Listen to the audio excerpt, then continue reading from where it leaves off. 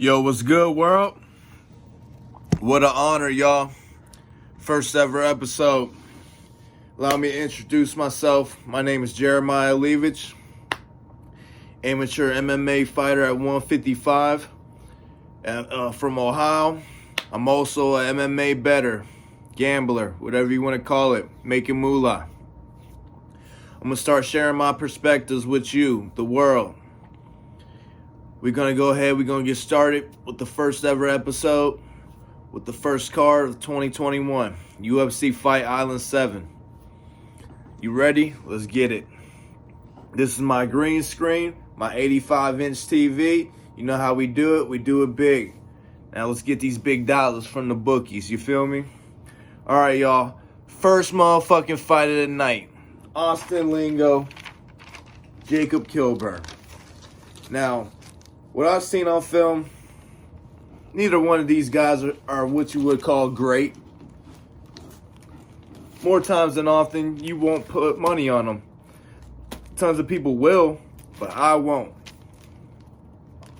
But I'm going to give you a winner on every single fight here. What I've seen from Austin Lingo, he's a fast first-round finisher. He got a lot to do still in the gym if he's trying to go for Mr. Olympia, you know? But he marches forward at all times. He's coming for the kill at all times. He can get taken down sometime, and when he does get taken down, he won't be getting off the ground easily, you know what I mean? He's not really offensive with the BJJ, and he got a questionable gas tank.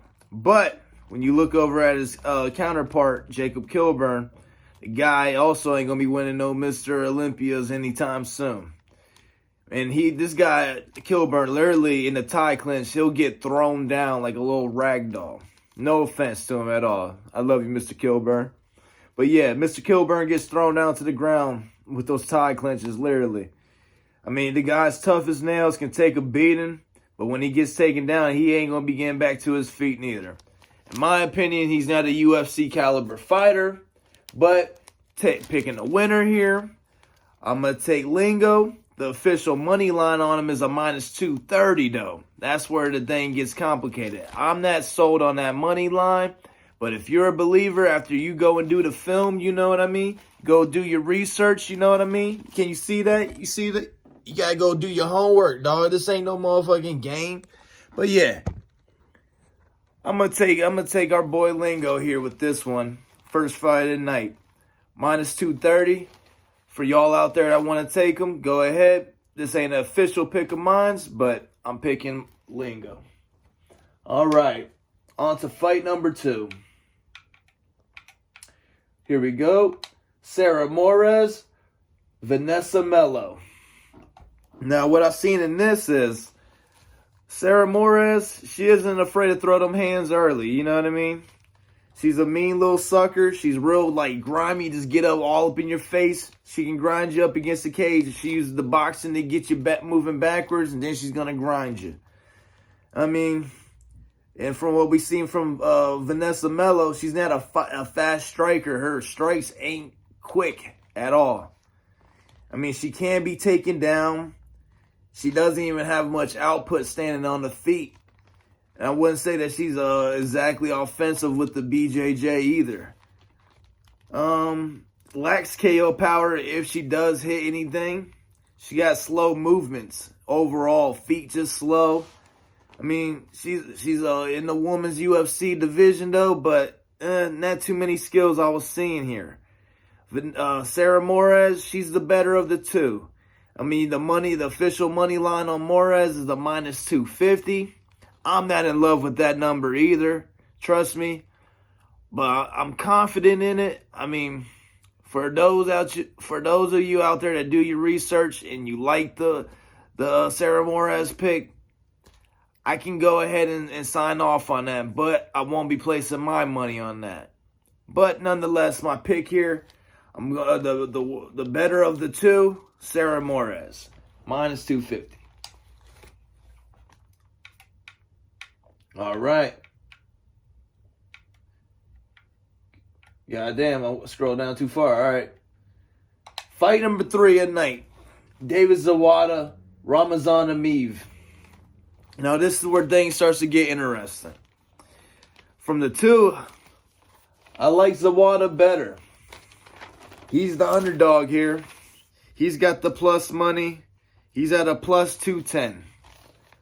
I watched the film between the two, and what I was liking from Zawada, the guy seems to be in shape physically. He can get taken down, which is something to kind of be concerned about. But when he does get taken down, he's offensive off his back. He'll attack submissions. He'll pop you with little shots to the face. He'll do whatever he can. He got some boxing power standing up on the feet. If he hits you, you better not let it happen too many times or you will start to get woozy in there. You know what I mean? He fights smart. He's a veteran. But once you get into that third round, he'll start to get tired. And he ain't going to be landing no takedowns in those third rounds also.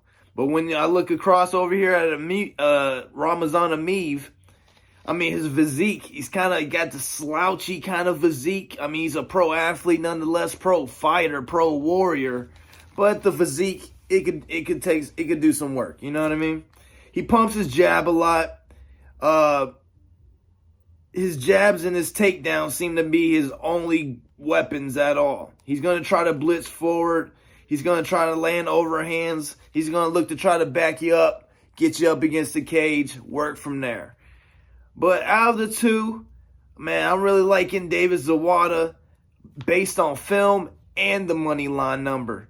I mean, Ameev, you got a minus 280. I'm not going to pay that price ever on Ameev against almost anyone. And then you got David Zawada that I think is the better of the two at a plus 210. We're going to go ahead. We're going to take Zawada here all day. That's not an official pick, but for the Zawada backers out there, yeah, I can see it. I see your vision. Go after it. Chase it, dog. Here we go. We all got our betting styles, you know what I mean? It's all about who you're going to pick, though, but you got a style behind that. It's a great art to this gambling stuff. But don't worry. I got you. You got me. Shit, we going to do this. We going to make it do what it do, y'all. I love y'all. First ever episode. Let's get it. All right. On to the motherfucking fourth fight of the night. We got Justin Tafa against Carlos Felipe. Now, this one was fun. Two big cats with the same kind of physiques practically. You know, let's see. Let me get to my notes here. Okay. Justin Tafa, we got a plus 160. Carlos Felipe, minus 200. Now, what I saw out of Tafa is the guy only got 5 pro fights, which you would never really expect someone with only 5 fights to be in the UFC, especially here in 2021. Maybe if this was like 2007 or something, you can see that. But nah, this guy is in the UFC with 5 fights. And it's kind of a red flag for me. But the guy comes out fast. He's coming out to cause damage instantly. He throws good body shots when he's boxing. He comes in reckless, though, sometimes. So he can't get dropped how he comes in reckless on his blitzes. He fights kind of flat-footed. But if he does hit you with one good shot, he could knock you out. You know what I mean? So, I mean, we ain't got much film to work with on the motherfucking Tafa. But, hey, we got some film to work with. Now, Carlos Felipe here. This dude comes out swinging instantly from the get, too. He's coming out to cause damage right from the get. But this guy, he plays it a little bit more diverse. He plays his range real good with the boxing. This guy's got good form on his box. He got some good form on his 1-2. He got some smoke behind it. If he hits you a couple times, you're going to start to get woozy, you know what I mean? And this dude, for his physique, Carlos Felipe, he kind of got a good gas tank, it seems, on film. You know, this guy never really drains off, never falls off, kind of got a high output for a heavyweight on top of what you see from him. So, surprising. This guy, he can be taken down, though, but also with Carlos Felipe, like Tafa, this guy got good body shots with his boxing. So, I like that, too. He kind of takes away one of Tafa's weapons. You know, it kind of equals out on that level. But yeah, nonetheless, this guy got a better gas tank. I feel better more than Tafa. and I feel like he's got the superior striking. Nonetheless, both these guys can clip each other and take each other out with any given hit. But nonetheless, minus 200, it's not too steep of a price. Gets you about 50% off your return off investment. For all those Carlos Felipe backers out there, feel better. Rest assured that you should probably win this fight. Yeah, I'm a roll with Carlos Felipe as the pick on it. Not an official pick for me, but he's my pick on between the two. All right, y'all. Once again, I appreciate y'all.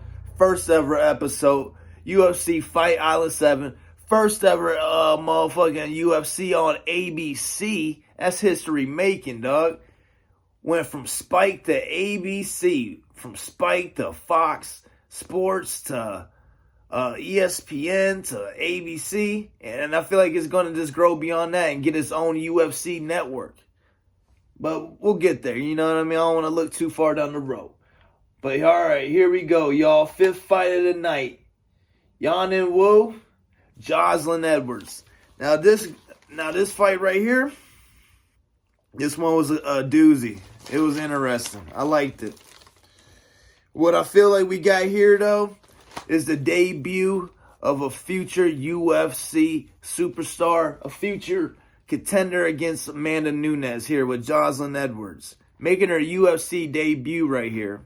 This girl, she has a purple belt in Brazilian Jiu-Jitsu. But let me tell you, I go and do the film. Man, this chick, her physique, she is jacked. Not too jacked, but she works out. You know what I mean? Jocelyn Edwards, she comes in, she swings hard. She comes in throwing them punches, putting them together in combos, and when they land, they are knocking chicks out. Now, the chicks that I saw that she was fighting in these lower level leagues, they didn't seem to look like no punks neither, you know what I mean? They didn't seem to be little cheerleaders or anything. She was coming out there swinging leather, knocking chicks out. She has a purple belt also. Now, the money line, well, let's go talk about Yanin Wu first. Yanin Wu, she's been in the UFC for about 2 fights. A lengthy counter boxer. She has an inaccurate counter lead hook. She likes to throw her lead hook a lot of times to get her out of trouble, but she seems to come short a lot with it. So it's inaccurate a lot more times than not. She has decent takedown defense, and if she does land any punches, she ain't gonna be knocking nobody out. Kind of a low output fighter nonetheless, and she'll try takedowns here and there, but the ones that she's tried so far in film, they never really land. You know what I mean? But this chick here in Jocelyn Edwards, like I said, impressive stature, technical power striker, purple belt in Brazilian Jiu-Jitsu, good takedown defense. She has these judo tosses. Oh my goodness, she'll grab the heck out of these chicks and just completely judo toss them into a whole nother stratosphere. Now, I feel like that's going to really work out here with Wu. When Wu uses them long limbs to go ahead and try to reach out, she might slip some, grab a hold of the limb, go take this chick Wu on a nice little judo toss roller coaster.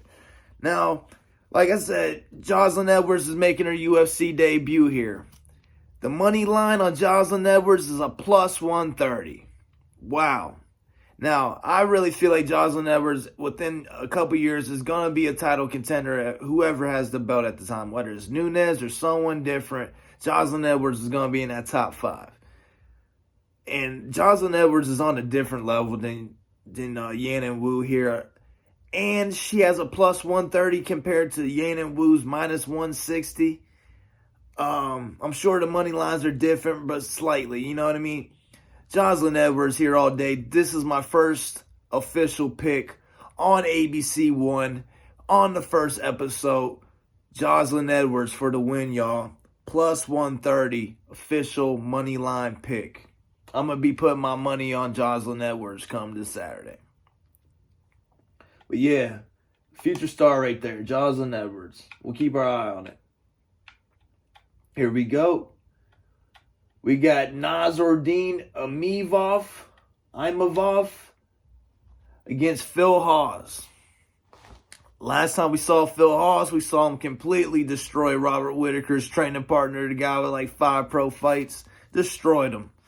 But yeah, nonetheless, the money line here, Phil Hawes a minus 210. We got Naz Amavov at a plus 175. What I saw from Naz Amavov, he's kind of got a skinny build to him.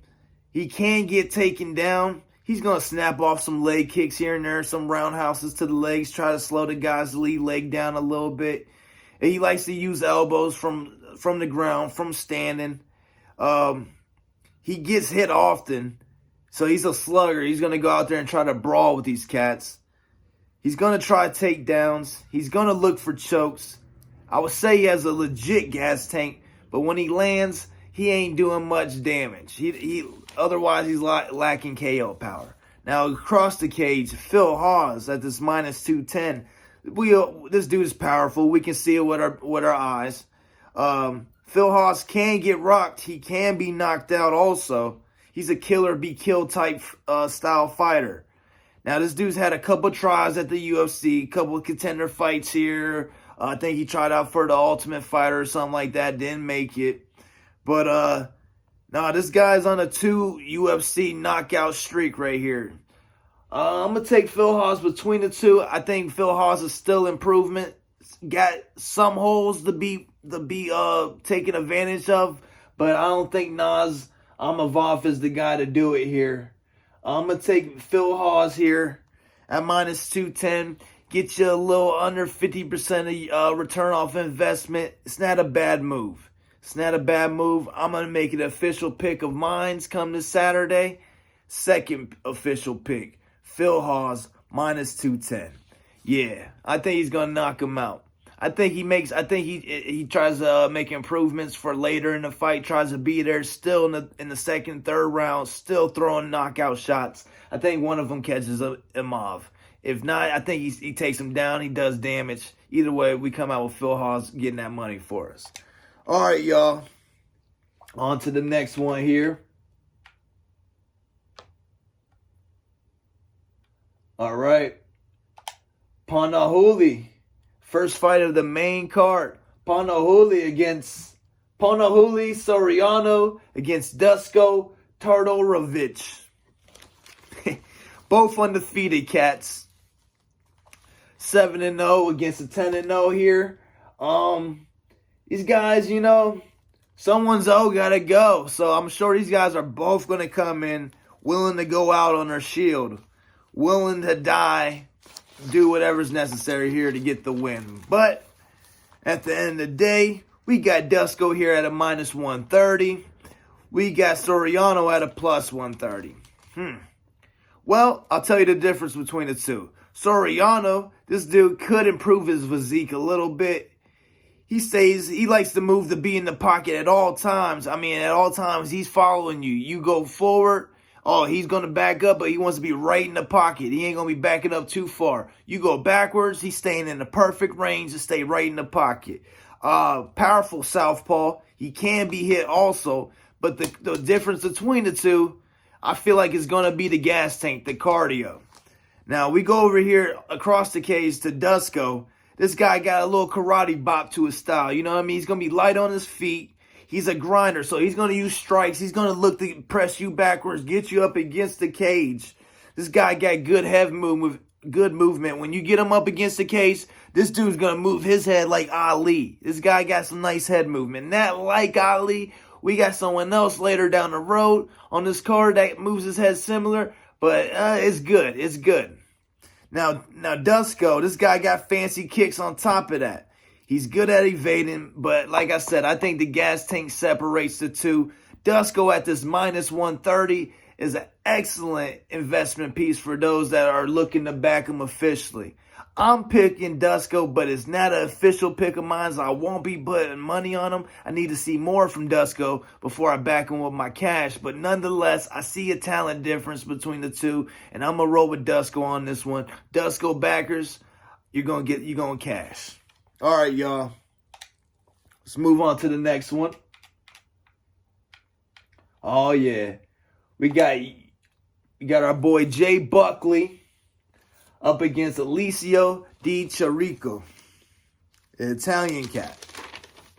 Now, we all know Buckley. We all seen the knockout.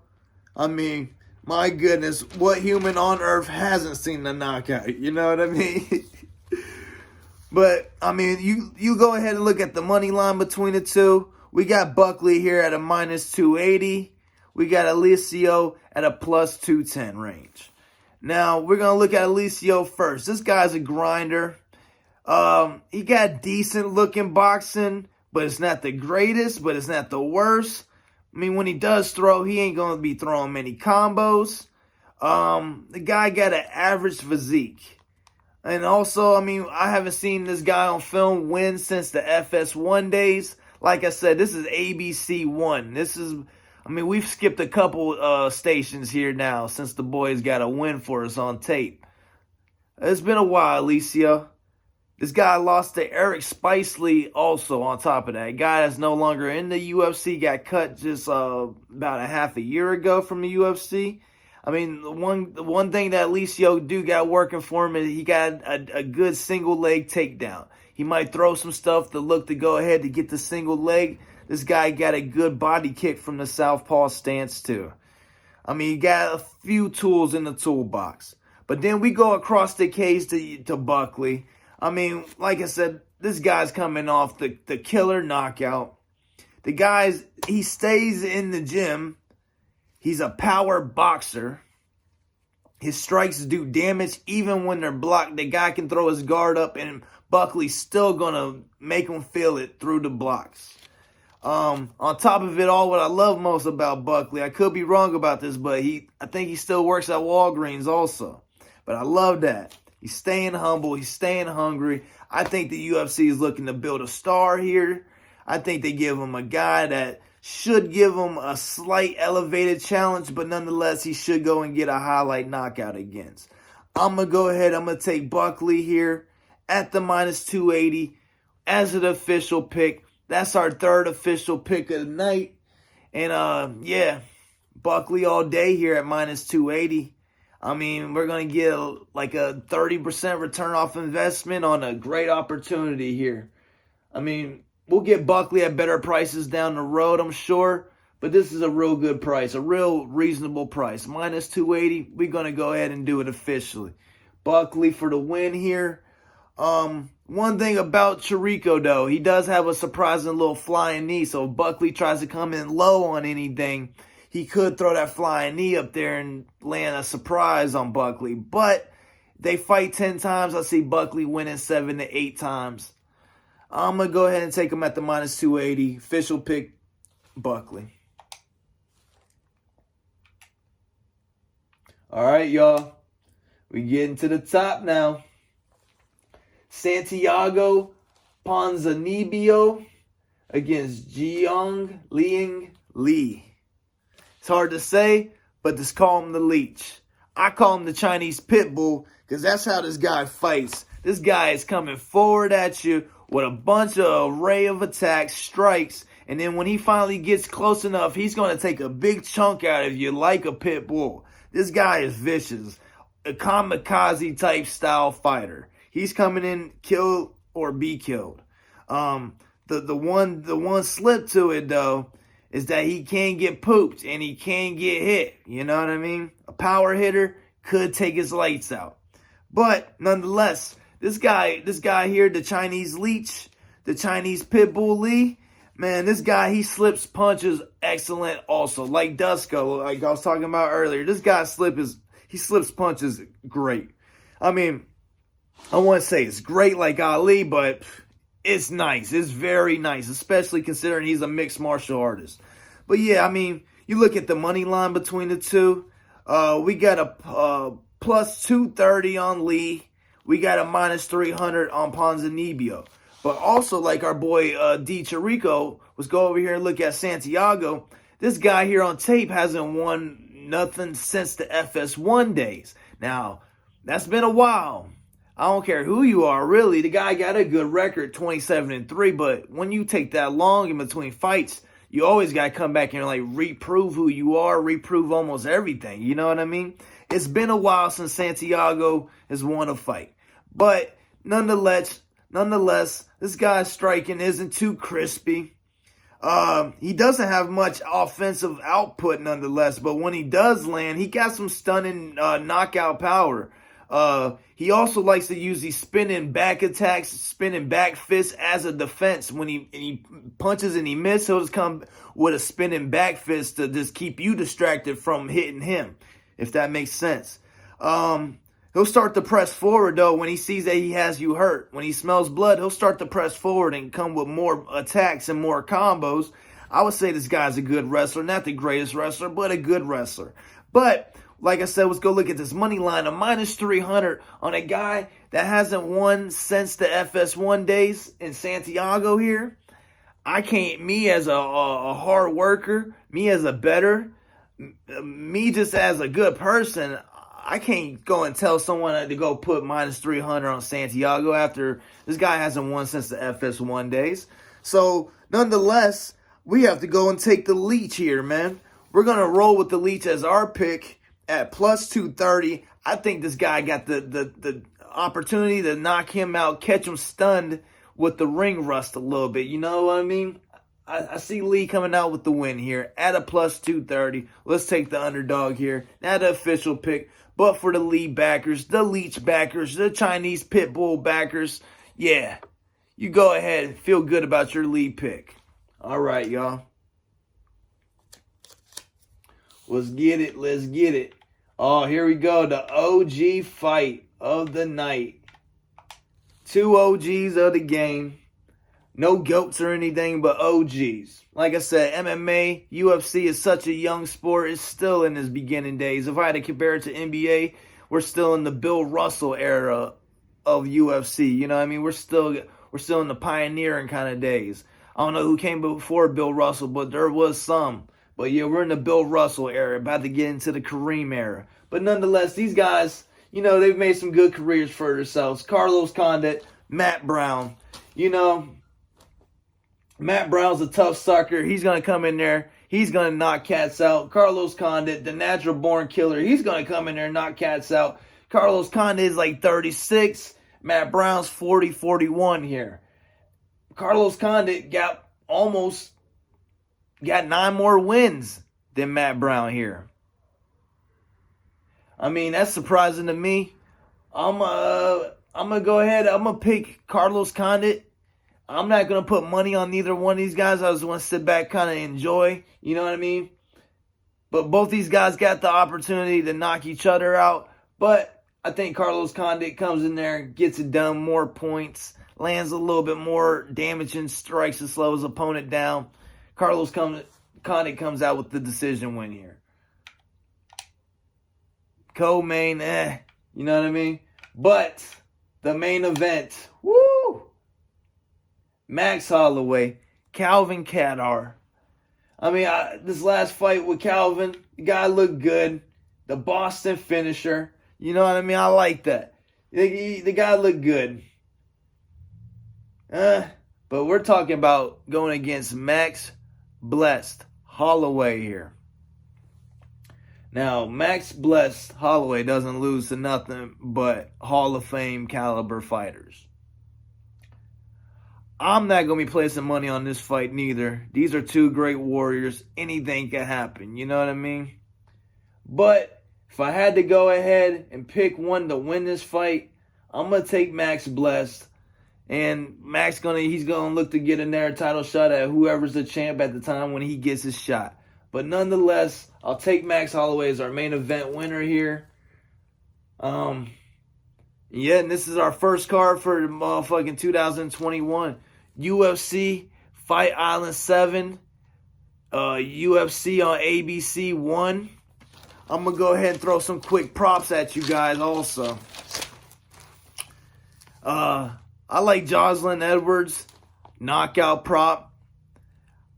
I like Phil Haas, knockout prop. I like David Zawada, inside the distance. I like Dusko, knockout. I like Lingo, knockout.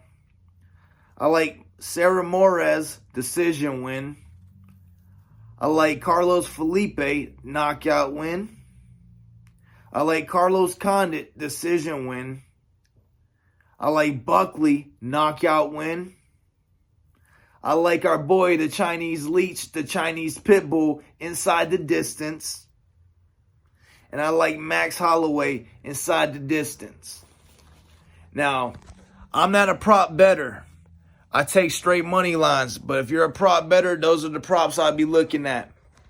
Like I said, y'all, this is UFC Fight Island 7. This is Jeremiah Levis here reporting. First ever episode. I appreciate y'all so much for taking your time to sit back and watch.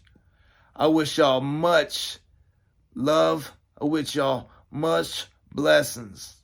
I wish y'all everything. But this Saturday, we gonna get some money, y'all. You feel me? I love y'all. I'll holla at y'all. We gonna wait for these weigh-ins to come on Friday. And then we gonna go from there. But we got a game plan. That's the number one thing for bettors. Have a game plan. Then formulate from that. You feel me? All great strategists do that in any realm. But nonetheless, y'all, we gonna get money, y'all. I'm trying to tell you. I appreciate y'all time. One love. UFC on ABC 1. What an honor.